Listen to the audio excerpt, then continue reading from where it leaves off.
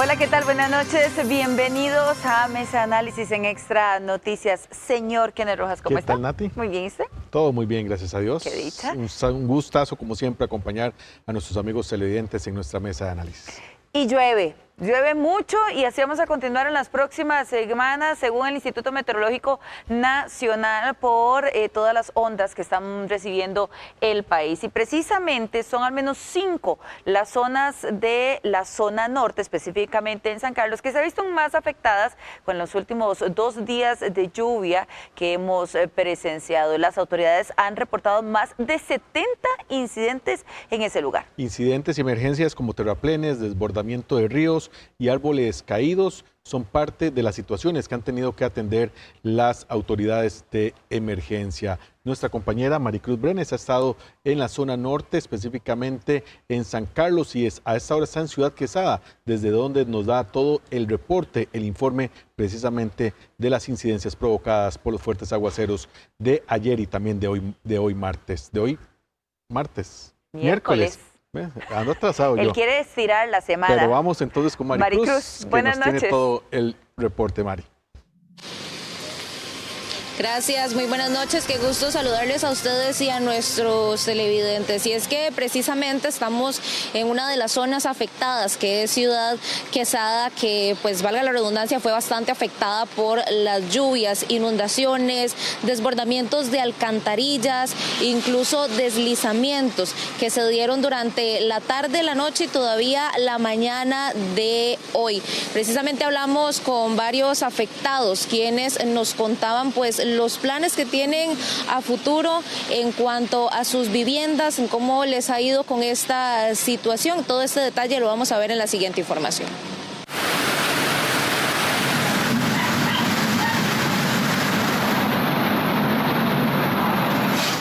Después de la inundación, verdaderos amigos vienen a ayudar en la casa. Cedral, Barrio Los Ángeles, Florencia, Aguasarcas y La Tigra son las zonas más afectadas por las lluvias en San Carlos. En Florencia, un terraplén colapsó una alcantarilla cuya agua se desbordó y llegó hasta algunas casas. Yo estaba sola, mi hijo estaba acá en la recicladora y de afrontar a lo que se fuera, a abrir puertos y lo que se fuera para que se filtrara el agua, porque no, imagínense.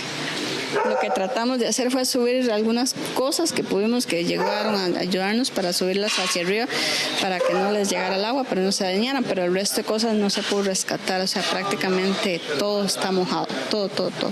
En Ciudad Quesada hubo terraplenes, desbordamientos de ríos, árboles caídos y viviendas aisladas. Lo que hice fue que para que no se quedara encerrada el agua adentro en la casa, entonces una parte de zinc atrás, entonces fui y rompí un poquito el zinc con un martillo para que saliera el agua, y después agarré el martillo y por el lado del cuarto también rompí un poquito, es de madera la parte de atrás, entonces también empezó a salir un poco del agua, así no se me metía tanto el agua en las camas, digamos en los colchones, que no se me mojaran.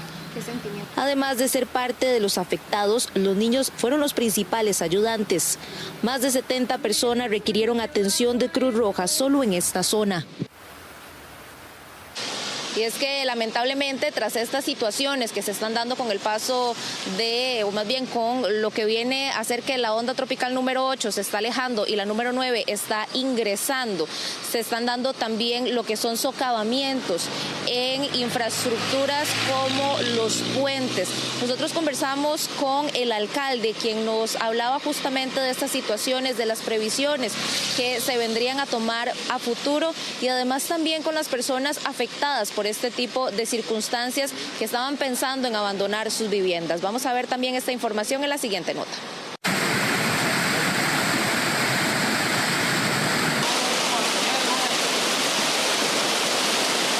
Rutas nacionales y cantonales, incluyendo pasos por puentes, se afectaron por las lluvias en San Carlos. Bueno, nosotros siempre trabajamos en la parte preventiva. Hemos venido instalando algunos sistemas de alerta temprana en algunos ríos que tradicionalmente generan mucho conflicto, pero también capacitando a los comités locales de emergencia para que la gente sepa cómo reaccionar ante las situaciones de emergencia. A esto se le suman los deslizamientos frente a viviendas que preocupan a familias completas e incluso más de una piensan desalojar. Yo lo hago aquí, entonces yo le dije a mi esposo, no, aquí hay que irnos, porque en realidad esto es, o sea, yo soy de presión alta, entonces yo me puse muy nerviosa. Entonces mi esposo pudo sacar el carrito que tenemos y lo tenemos allá donde un vecino afuera. Yo me fui para arriba. Yo sinceramente aquí no me quedé, mi esposo sí, y ahí era poquito lo que se bajó ese derrumbe. Bueno, lo que fue acá, este camino que es el que comunica lo que es la Marina con Cariblanco, que es una de las rutas alternas a la Ruta Nacional 140, se vio gravemente afectado. Hay dos puentes prácticamente intransitables. Este camino, como les digo, comunica lo que es la comunidad de Cariblanco, que ahora dichas personas van a tener que dar una vuelta de casi 30 kilómetros para poder salir a Ciudad Quesada, por ejemplo, o salir a Guasarca. En las próximas horas se espera que continúe la lluvia, por lo que, según informó el alcalde de San Carlos, se mantendrán alerta ante las situaciones que puedan suceder y, de necesitarse, activarán los lugares que tienen previstos para albergues. Hasta este momento son 10 las emergencias que atendió la Cruz Roja y además de ellos el Cuerpo de Bomberos, la Municipalidad de San Carlos, el Comité Municipal también de San Carlos se mantienen en alerta por cualquier circunstancia que se pueda dar en horas de la madrugada y la mañana de mañana, precisamente con el paso de esta onda número 9. Nosotros vamos a continuar acá en la zona para llevarles a partir de mañana todo el detalle de lo que vino a suceder en las próximas horas. Esta es la información que tenemos desde Ciudad Quesada, un reporte de Maricruz Brenes para Extra Noticias. Muchísimas gracias, Maricruz, y como bien usted nos lo explicaba, pues estará usted con nuestro compañero Emerson, el camarógrafo, allá por la zona, esperando también las incidencias de mañana, puesto que para más que todo la tarde y la noche se esperan fuertes aguaceros en la zona norte, lamentablemente. De San Carlos, Nati, pasamos a la zona sur porque se reportan 13 personas en un albergue, así como también otras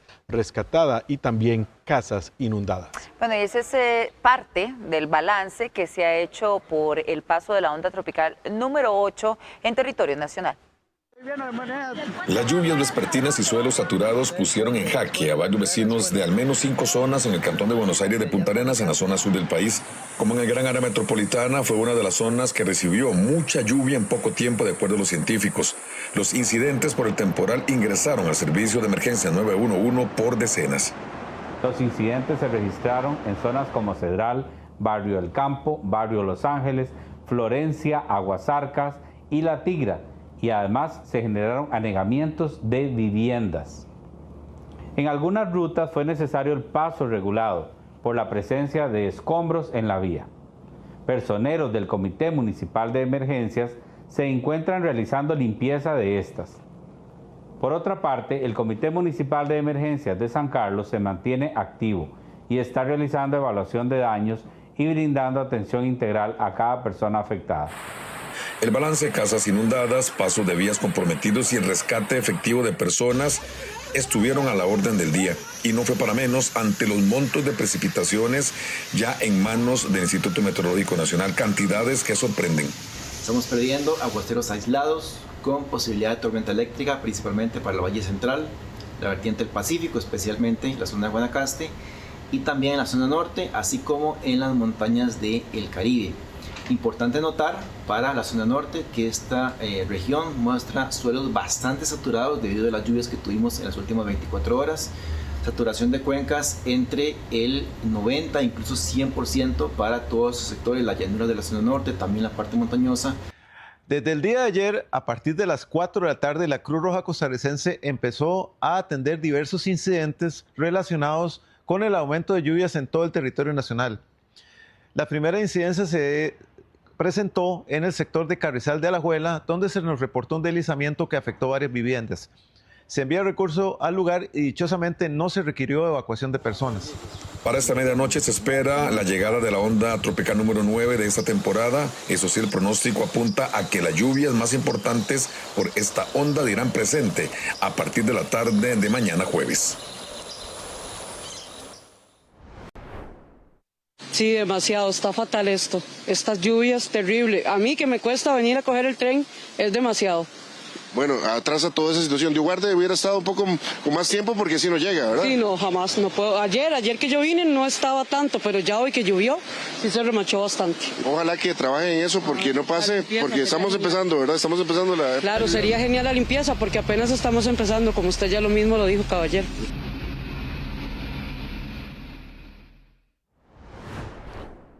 El Ministerio de Educación Pública suspendió las clases presenciales en todos los centros educativos regionales de San Carlos, zona norte, peninsular, así como en la región grande de Térraba, el Liceo de Uruca y Escuela Doris Z. Stone. La decisión se toma debido a las fuertes lluvias de los últimos días y a la saturación que se presentan en algunos suelos, producto de la inestabilidad atmosférica por el paso de las ondas tropicales número 8 y la número 9, así como al estado de alerta naranja emitido por la Comisión Nacional de Emergencia para la zona norte, el Pacífico Norte y los distritos de Lepanto, Paquera y también Cóbano. El MEP pidió a los centros educativos afectados brindar el servicio educativo mediante el uso de guías de orientación para la atención del proceso educativo. La medida rige hasta el viernes 27 de junio, tomando en cuenta que sábado y domingo no hay lecciones. Los estudiantes y el personal deberán regresar a las aulas el lunes 30 de junio, a menos de que se emita una nueva directriz que determine lo contrario. Y cerramos la información que tiene que ver con todo el tema de inundaciones y desbordamientos, ya que en Tilarán, en este momento, la Cruz Roja está atendiendo una emergencia. Nati, amigos televidentes, todavía no hay imágenes, se están trasladando para el rescate de 25 estudiantes, 26 personas dentro de estos 25 estudiantes y el chofer de una microbús. Estamos hablando en el sector de Tilarán, en la cercanía del río Las Minas. Según informa la benemérita institución, estas personas, el vehículo quedó, la microbús quedó aislado debido a dos desplazamientos, a dos derrumbes que se presentaron en la zona y ha desplazado 6 recursos hasta este lugar. Estamos esperando incidencias para ver en qué momento llegan los rescatistas y un nuevo reporte sobre el estado de esta situación en Tilarán, Guanacaste. Cambiamos de tema porque un hombre de 62 años identificado con el apellido Gutiérrez García y de nacionalidad nicaragüense fue detenido esta mañana durante un operativo conjunto del OIJ y la Dirección de Inteligencia y Análisis Criminal. El sujeto, conocido con el alias de El Viejo, fue capturado alrededor de las 6 de la mañana en una casa ubicada cerca de un acueducto en la comunidad de Santa Fe de Aguasarcas. Esto es en el cantón de San Carlos. Según el informe preliminar de las autoridades, Gutiérrez es sospechoso de dedicarse desde hace más de 2 años a la venta de drogas desde su casa. Se le vincula supuestamente con el comercio de crack, marihuana y cocaína en una zona que, según denuncian los vecinos, venía siendo afectada por esta actividad ilícita. El sospechoso será presentado ante el Ministerio Público para su respectiva indagatoria y definición de posibles medidas cautelares. Mientras tanto, 3 hombres fueron detenidos por las autoridades en Pocosí y Limón como sospechosos de aparentemente participar en un violento bajonazo ocurrido horas antes en la localidad de Virrí de Heredia. Según confirmó el organismo de investigación judicial, el hecho se registró ayer por la tarde cuando la víctima, un hombre que regresaba de su trabajo, fue interceptado por otro vehículo. De este descendieron varios sujetos armados que lo obligaron a ceder el control del automóvil y subir a la parte trasera. Los delincuentes mantuvieron al conductor retenido y lo abandonaron horas después en un terreno baldío, de donde logró caminar hasta una vivienda para pedir ayuda y comunicarse con sus familiares. Tras recibir la denuncia, la fuerza pública localizó el vehículo robado dentro de una casa en la colonia de Pocosí. En ese sitio, 2 de los sospechosos intentaron darse la fuga, pero fueron capturados mientras en una persecución, el tercer detenido es el dueño de la casa donde se encontraba el automotor. Los sujetos fueron identificados por los apellidos Scarlett, de 56 años, González, de 26 y Arrieta, de 19. Todos fueron puestos a la orden del Ministerio Público. El lo que va de este 2025, la Policía Municipal de Cartago intervino al menos 12 piques. Las zonas cercanas al cementerio de Cartago, Taras La Lima, el Colegio San Luis Gonzaga y Agua Caliente son los lugares donde más se organizan estas carreras ilegales.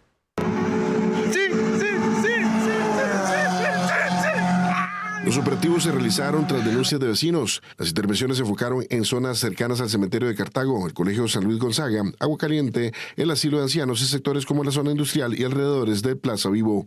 Lugares que, según las autoridades, son recurrentes utilizados para estas competencias ilegales y debido a su fácil acceso y poca visibilidad. Hemos tenido denuncias de piques en 3 lugares aquí en Cartago, por lo cual hemos coordinado con la Fuerza Pública, la Policía Municipal. Se han estado haciendo operativos en los lugares donde se ha detectado este tipo de situaciones, se ha notificado y amonestado a una gran cantidad de personas. Como sabemos, la legislación impide este tipo de actividades, las sanciona. Son actividades peligrosas, no solo para las que participan en ellas, sino para las demás personas, adicionalmente que se convierten en actividades que normalmente alteran el orden público. Durante los operativos se han decomisado placas vehiculares, grandes cantidades de licor y más de 50 infracciones han sido emitidas por el Departamento de Patentes. La Policía Municipal también ha detectado decenas de personas que se congregan para presenciar estas actividades ilícitas. Los puntos que más se han utilizado son la zona del Parque Industrial y por el sector de Plaza Vivo, por el acceso que tienen a las vías y también porque ahí se reúnen las personas también que asisten a ver esas actividades que obviamente son ilegales. También se decomisan las placas de los vehículos y en algunas ocasiones, cuando así está establecido, se le infracciona a los conductores. Según explicó Víctor Barrantes, jefe de la Policía Municipal, muchos de esos eventos se realizaron con vehículos que circulan a altas velocidades y cuyos conductores, en algunos casos, consumen licor, lo cual agrava el riesgo tanto para participantes como para espectadores. Recuerde que usted puede denunciar este tipo de hechos al número 2550-4658. La Sala Constitucional ordenó liberar a los migrantes que el gobierno de Donald Trump deportó a nuestro país y definir su estatus migratorio en suelo nacional. Por su parte, Migración afirma que estas personas no están detenidas y que tienen un estatus migratorio legal otorgado por su condición humanitaria. En un plazo de menos de 15 días, Migración deberá de liberar a unas 28 personas que aún permanecen en el CATEM, en la zona sur. La Sala Cuarta de la Corte Suprema ordenó al gobierno, a través de Migración, liberar a los migrantes extranjeros que permanecen en este albergue CATEM Sur y definir su estatus migratorio individualmente en un plazo máximo de 15 días. Lo que buscan es colocar a estas personas migrantes en un tercer país que sí pueda gestionarles o facilitarles la repatriación. Sin embargo, eso dentro de nuestro marco normativo a veces es muy difícil, dado que existen elementos donde hay que proteger primero a las personas, indistintamente de cuál sea su origen y cómo hayan llegado al país. Estados Unidos, bajo la administración Trump, deportó a 200 migrantes provenientes de países como Afganistán, Irán, Rusia, entre otros, como parte de un acuerdo con el gobierno de Costa Rica. De ellos, 28 personas, 13 menores de edad, siguen actualmente en el CATEM, ubicado en corredores de Punta Arenas. Aunque en abril las autoridades permitieron cierta movilidad fuera de este centro, la Sala consideró que persistía una restricción ilegal de su libertad y que no se les había brindado información adecuada ni a la opción de solicitar refugio, vulnerando así sus derechos fundamentales. Que las personas que están en CATEM no están aprehendidas ni arrestadas, únicamente se encuentran resguardadas por su condición migratoria de tránsito. Entonces, categóricamente desmentimos que el CATEM sea utilizado como una prisión. Las cosas no son así. Por otra parte, se refiere que hay muchas personas que han manifestado temores fundados de persecución en su país. Bajo estas condiciones, Costa Rica, como garante y respetuoso de los derechos humanos, jamás va a retornar a personas a sus países de origen cuya vida corra peligro. Algunos aceptaron la repatriación voluntaria. No obstante, el recurso de habeas corpus siguió su curso hasta ser resuelto este martes y serviría de precedente para evitar un acuerdo similar.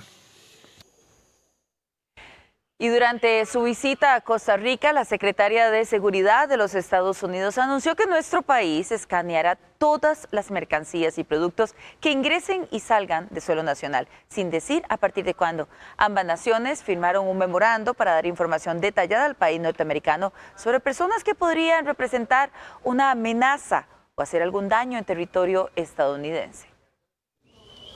Así recibió el presidente de la República, Rodrigo Chávez, a la secretaria de Seguridad de los Estados Unidos, Kristi Noem.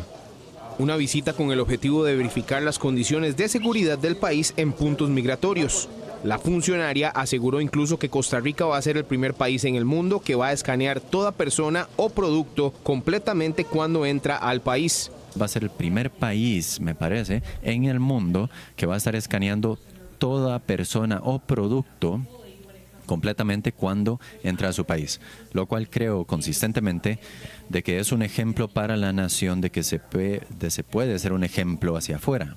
Afirma que la seguridad ciudadana y la protección del Estado de Derecho son prioridades fundamentales para la administración de este gobierno de Costa Rica. Por eso trabajamos hombro a hombro con el gobierno de los Estados Unidos para hacer muchas cosas, profesionalizar nuestra policía, para seguir desmantelando estructuras criminales, para seguir defendiendo la vida y la libertad de los costarricenses y no ser una fuente de problemas para nuestros vecinos del norte. La secretaria de Seguridad señaló que Costa Rica está trabajando para que sus fronteras estén seguras con tecnologías biométricas. Tenemos acuerdos de seguridad con países alrededor del mundo, compartir datos, información, biométricos también para saber cuándo es que estos individuos peligrosos están entrando a nuestro país y que podemos notificar a nuestros amistades, aliados en cuanto a dónde viajan, cómo viajan y cuáles son sus intenciones. Ambas naciones firmaron un memorándum para brindar información detallada al país norteamericano sobre personas que podrían hacer algún daño a su nación.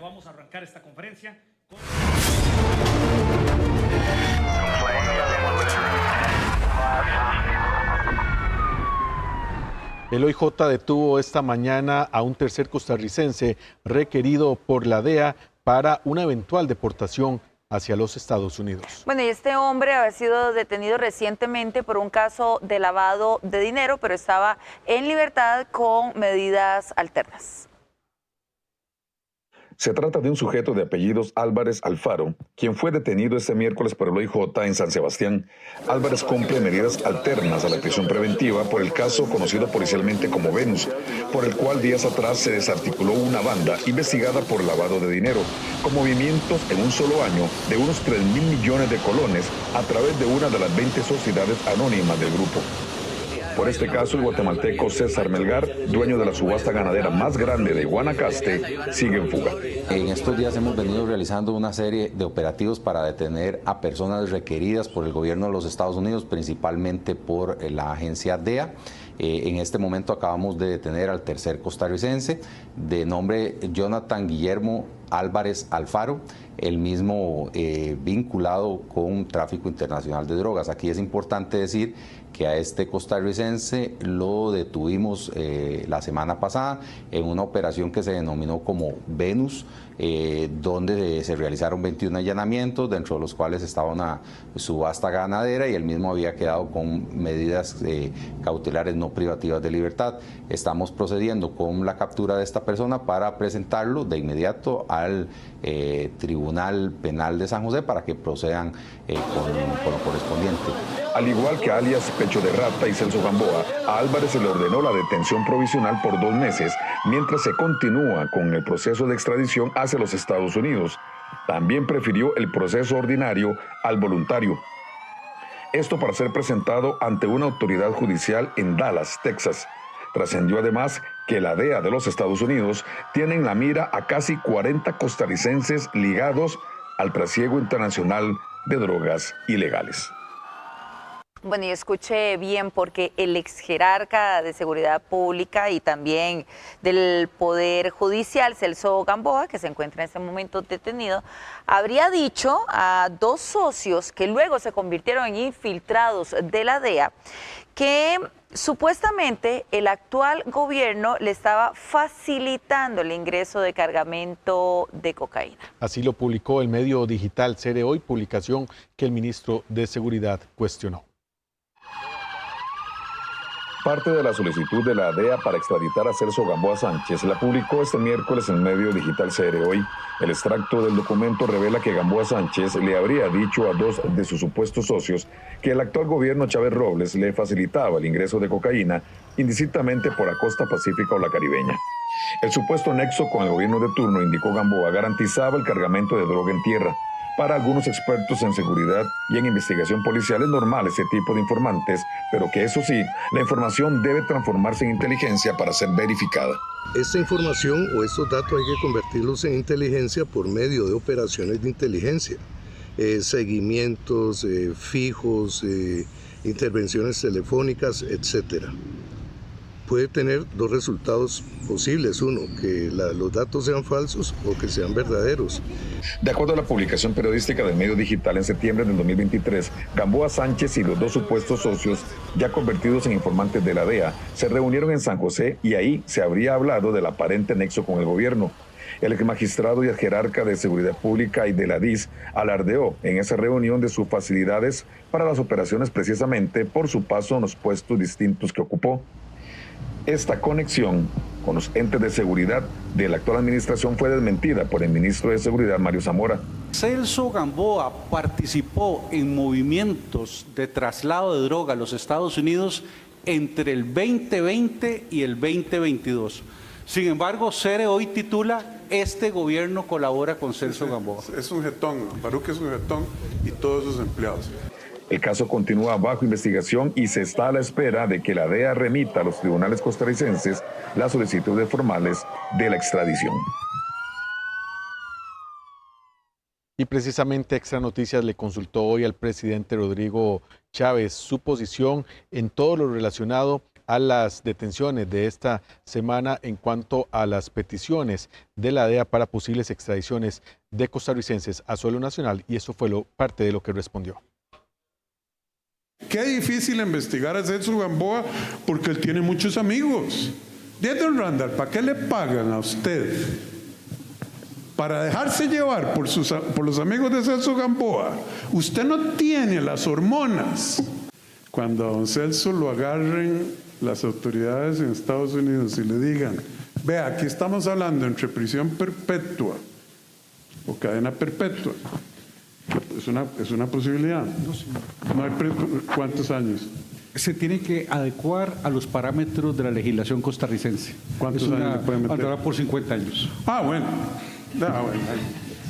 Va a salir de 100 el hombre. 99, porque tiene 40. ¿Cuántos años tiene? 50 años. Vea, son 50 añitos, porque ahí no hay juez de ejecución de la pena que le diga, puesito, no hay una Gloria Navas que diga que 20 años en la cárcel es un crimen contra la humanidad, ni la van a dejar irlo a visitar, nada de eso. Vea, va a pasar 50 años muy duros o negociamos, écheme a los otros.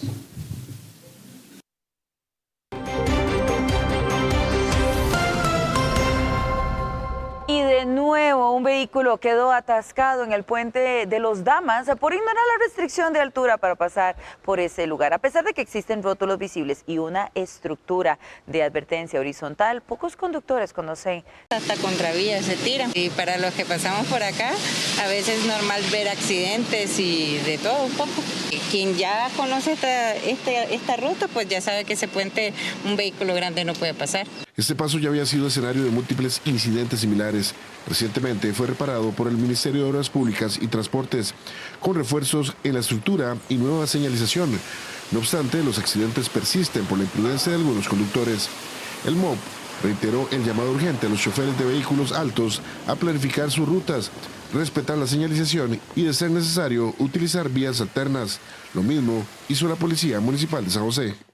Primeramente recordar la importancia de respetar la señalización vial. Aquí había rotulación de altura máxima y lamentablemente pues algunas personas no la respetan. Este puente fue constantemente golpeado por camiones grandes, digamos, que superaban el alto, y eso fue lo que generó este daño. Es simplemente que quería cortar camino, carretera, e irrespetó el estándar del vehículo que puede pasar por debajo del mismo. De esta manera, un vehículo, un furgón, no puede pasar porque ya está señalizado cuál es el máximo de la altura para pasar por debajo. Y respetan con el ánimo de llegar a su destino.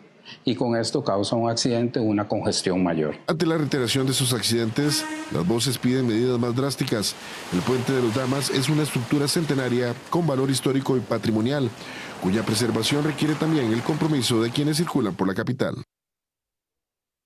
El caos vial continuó este miércoles en Curridabat debido a los 9 postes dañados en la zona en menos de un día. Las autoridades de Fuerza y Luz investigan las causas del hecho debido a la ausencia todavía del conductor responsable.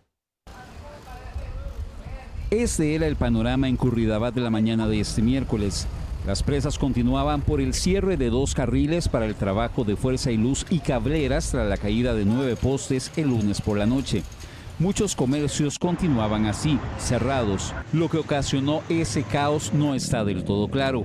Surge la interrogante de si estos rollos de excesivo cable en postes genera peso que a la vez provoca que bajen de su posición original. Efectivamente, esta mala estructura de lo que sería el cableado de telecomunicaciones de algunas empresas, ya sean cableras o telefónicas, sí podría afectar lo que es la estructura de los postes y provocar incluso que se dé una caída de varios postes debido a un accidente. En contraste, en la Compañía Nacional de Fuerza y Luz explicaron que esto es necesario. Sí, desde el punto de vista técnico, estos rollos son reservas de cable de fibra óptica que son muy funcionales a la hora de hacer relocalizaciones de postería o atender averías como la que tenemos acá en este momento en este sector de Curridabat. Entonces, lo que estamos tratando de hacer es limitar la cantidad de cable, desde el punto de vista normativo, hacer una propuesta para limitar la cantidad de cable que llevan estas reservas. El exdiputado Giovanni Gómez considera una lástima que el tema del caos con el cableado no goce de atención en el Congreso. Hace unos años presenté un proyecto para regular este tema y poner en cintura a las empresas que han llenado los postes de cables innecesariamente, pero lamentablemente la iniciativa fue archivada. En Sutel se refirieron a una resolución de 2017 en la que figura el reglamento sobre el uso compartido de postes. En dicha regulación se establece la obligación de retirar el cableado ocioso o subutilizado de la postería eléctrica, en aquellos casos en que no se tenga un fin debidamente justificado o planificado. Un cable a una altura inferior a la reglamentada libraría de responsabilidad al conductor del tráiler. Si este vehículo contaba con la altura permitida, no sería responsabilidad del chofer, sino directamente de la Compañía Nacional de Fuerza y Luz, esto por el sector en donde se encuentran estos postes.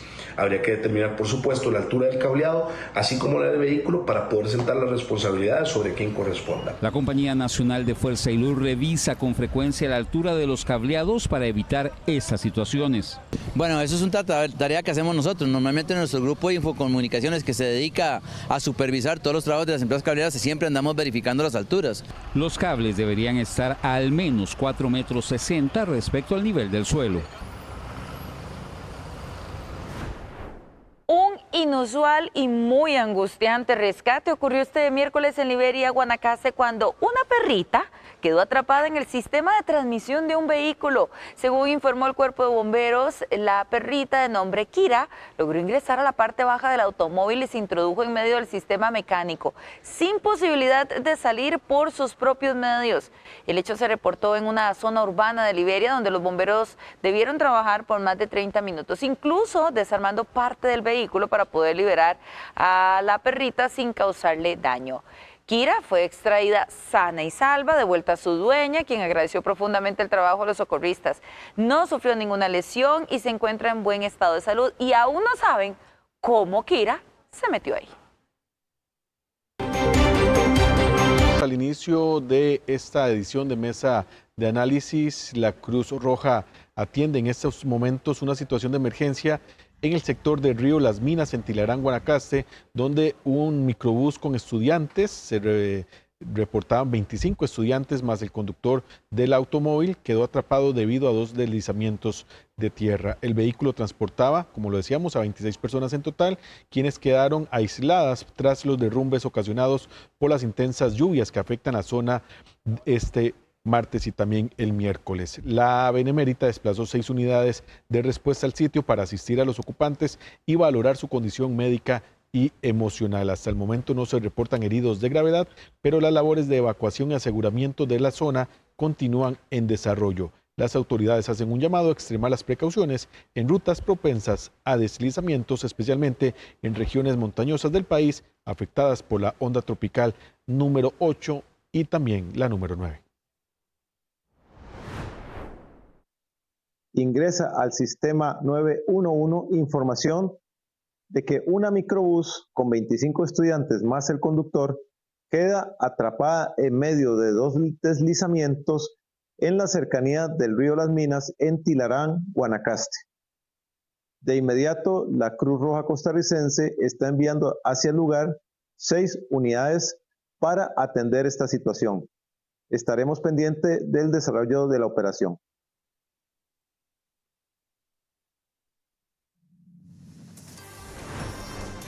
Al volver del corte comercial, el candidato presidencial del Partido Liberación Nacional y su fracción legislativa cambiaron de posición sobre un proyecto de ley que le interesa muchísimo al Poder Ejecutivo. Todo el detalle al volver del corte comercial.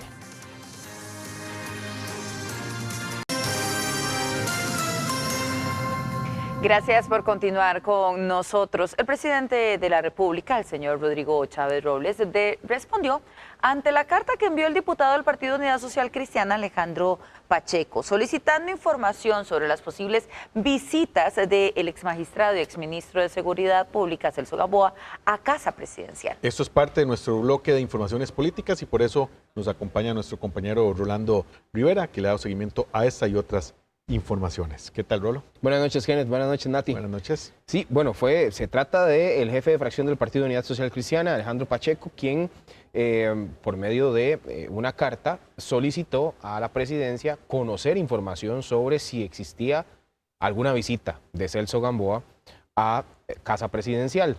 El presidente sacó varios minutos para responderle durante la conferencia de prensa, pero bueno, pues dentro de los datos que estaba solicitando el diputado del Partido Unidad Social Cristiana es fechas de entrada y salida y también si había sido acompañado por alguien o quién lo había convocado a visitar Casa Presidencial. Vamos a escuchar un poco de lo que fue la solicitud del Partido Unidad Social Cristiana por medio de su jefatura de fracción, don Alejandro Pacheco, y también la respuesta del presidente de la República, Rodrigo Chávez. Muy preocupados por las últimas noticias en la cual existe una posible relación de don Celso Gamboa con el gobierno de la República. Por ello le estamos solicitando a la Presidencia de la República que nos informe si desde el año 2022 a la fecha existen ingresos de don Celso Gamboa a la Presidencia de la República.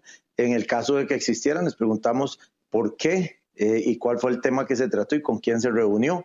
Es importante aclarar eso porque es un caso muy delicado para este país. Celso Gamboa era, que por cierto, a quien yo no conozco, nunca he hablado en mi vida, no he intercambiado ni un saludo y que no conocía. Ahora Alejandro Pacheco, diputado de la Asamblea Legislativa, manda una carta que dice: ¿cuántas veces ha venido Celso Gamboa a la Casa Presidencial en este gobierno? Alejandro, 0. Él trabajaba aquí, en el gobierno de Laura Chinchilla y de ¿cómo se llamaba? Luis Guillermo Solís. Pues es bastante contundente el presidente decir 0.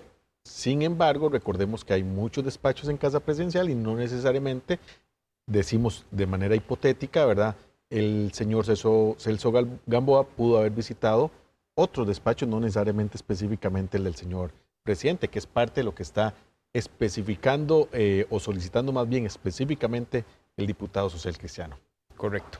Pero hay más noticias también y tiene que ver con el tema de jornadas 4-3, que también lo veníamos hablando durante estas semanas. Hace rato no traías algún avance sobre eso. Bueno, hoy hubo reunión de parte del Partido Liberación Nacional que ya esto es una opinión personal, pero creo que el timing está un poquitito equivocado hoy, tomando en cuenta que había conferencia en Casa Presidencial y también que estaba la visita oficial de la Secretaria de Seguridad de los Estados Unidos. A las 12 mediodía hubo conferencia de prensa en donde estuvo pues, la fracción del Partido de Liberación Nacional con el candidato presidencial Álvaro Ramos y donde proponen, y digo que hace falta el timing porque es un proyecto muy importante, proponer un texto sustitutivo a el proyecto de 4x3, que lo que busca, pues es incluso regular cuáles empresas podrían participar y cuáles no, establecer también temas de salud con respecto al proyecto, que muchos de los empresarios han dicho abiertamente también que es un tema que se va a respetar. Claro. Y el más importante, la condición más importante es que exista una votación secreta entre los empleados para decidir si quieren apegarse o no a las jornadas de 4x3 dentro de las empresas. Una votación de todos los empleados para ver si la empresa lo aplica o no. Si lo puede implementar o no. Dentro de la gama que se le permitiría esta dinámica, ¿verdad? Correcto. Porque no es para todo tipo de trabajo o todo tipo de empresa o compañía, ¿verdad? Exactamente. Entonces, vamos a escuchar lo que dijo don Óscar Izquierdo, jefe de fracción del Partido Liberación Nacional en la Asamblea Legislativa también, y por supuesto que al candidato presidencial Álvaro Ramos con respecto a esta propuesta que llevarían al plenario legislativo. Por primera vez en la historia estamos logrando un hito, y es que este proyecto de ley será siempre y cuando los trabajadores y las trabajadoras de cada uno de los centros de trabajo decidan si quieren o no jornadas 4-3. Es decir, va a haber una votación en cada centro de trabajo para que sean ellos, los trabajadores, los que digan si quieren las jornadas 4-3 o no. Se implementará siempre y cuando haya una mayoría de trabajadores dispuestos a laborar en ese sistema. También debíamos tutelar por los trabajadores, proteger a los trabajadores. Y hemos logrado ese balance en una nueva propuesta que estimamos más justa. Una justicia social que será el norte de esta campaña y de nuestro eventual gobierno en el 2026. Esa justicia social no puede descuidar la indispensable agenda de competitividad y empleabilidad. Necesitamos más trabajo para nuestro pueblo, que está con una participación laboral muy baja y niveles de informalidad inaceptablemente altos. Bueno, habrá que esperar a que llegue la propuesta, a que se socialice con los demás diputados y ver si consigue también el apoyo. Coincide con el gobierno y el Ejecutivo, ¿verdad? Porque es un proyecto de los que ha impulsado el Ejecutivo fuertemente. Es de mucho interés del gobierno. Sí, y sin dejar de lado también que fue algo que se generó en las últimas 24 horas, ¿verdad? Porque el día de ayer sí se hablaba de que ya Liberación iba a votar a favor 4x3. ¿Verdad? También de manera muy rápida, nada más, o nos vamos ya. No, vamos con deportes. Bueno, vamos a hablar también de otra posibilidad que se le preguntó el día de hoy al presidente de la República sobre cuál era su opinión con respecto a que se puedan despolitizar las juntas directivas de las instituciones públicas. Él decía que es un cuentazo, así lo dijo abiertamente. Esto a raíz de la destitución en pleno de los empleados de la Junta del Banco Nacional. Vamos a escuchar lo que dice el presidente porque, pues él argumenta que incluso el presidente de la Junta Directiva del Banco Nacional estuvo ahí mucho tiempo, salió, fue otro cargo más y volvió a entrar como presidente de la Junta. Vamos a ver lo que dice el presidente. Mire, eso es un cuentazo. Eso es un cuentazo. Vea, en Costa Rica, durante la Segunda República, el bipartidismo se repartían 4-3. ¿Verdad? 4-3. Para no llevarme yo todo, tenga usted una porción. Bueno, nosotros en este gobierno nombramos por entrevistas, etcétera. ¿Quién es el presidente de la Junta Directiva del Banco Nacional de Costa Rica, nombrado por un gobierno PAC, sin concurso? una persona que solo ha trabajado para el Banco Nacional de Costa Rica toda su vida, se pensionó ya de cierta edad, no sé cuántos años tendrá don Marvin Arias, llegó a ser auditor general, sale y vuelve a entrar a la presidencia de la Junta Directiva. No se deben, obviamente se deben despolitizar, pero tenemos que demandar cuentas.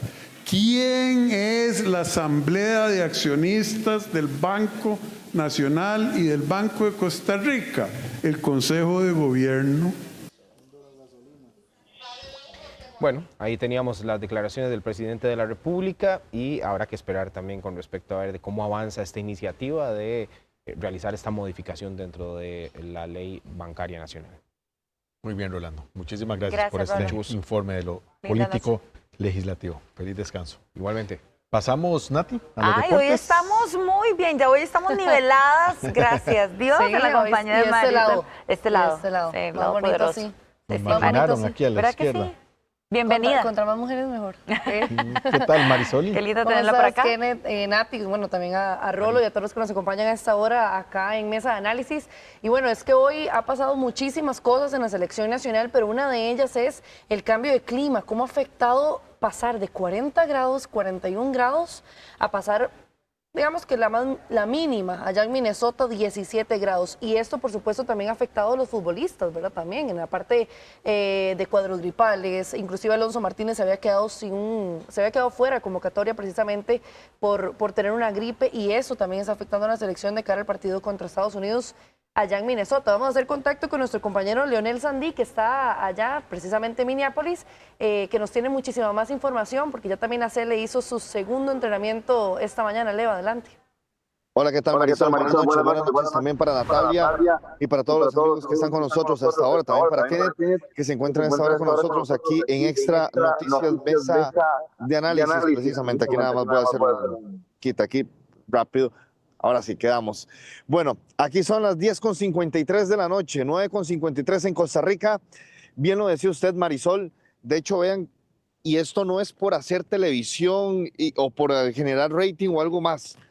Tengo la camisa puesta por adentro, tengo un suéter y tengo otro suéter más. Está a 19 grados, pero se siente a 16 y cuidado un poco más. Y en este momento comienza a lloviznar en Minneapolis, donde se encuentra la selección nacional y donde el cambio de temperatura, bien lo decía usted, Marisol, ha afectado, y hay que cuidarse de esto, del cambio de temperatura, porque en Dallas estuvimos hasta 42 grados. Un día de los que estuvimos en Las Vegas se nos apagó el celular porque llegamos a alcanzar los 38 grados y nos calentó el teléfono con el que transmitimos. Y hoy bajamos a 17. Es más, ya vi el reporte del tiempo de mañana. 15 grados la mínima a la hora del entrenamiento, y eso con el viento todavía va a bajar más. Supuestamente estamos en verano en este hemisferio norte, pero la verdad es que no se... En el US Bank Stadium, entonces, bueno, también esperemos que eso nos traiga buena suerte también para nosotros. Ojalá. Esperemos que sea. Derrotar ahí mismo a los estadounidenses. ¿Te imaginas? Y en una ciudad que es totalmente estadounidense, apenas 500 ticos viven ahí. De verdad. La ciudad de los lagos. Mari, muchas gracias. Mari. Con mucho gusto. Bueno, llegamos ya al final de esta edición. Gracias por su compañía durante toda la hora. Antes de irnos nada más, el AIA ha informado en los últimos minutos que vecinos de Moravia y Goicoechea estarán sin agua hasta las 5 de la mañana de este jueves. El corte se debe a la salida de una operación de las plantas potabilizadoras por condiciones lluviosas. Si usted quiere saber los puntos específicos, en la página en Facebook del AIA se puede detallar toda esta información. Nos vamos, muy buenas noches, feliz descanso a todos. Que la pasen bien.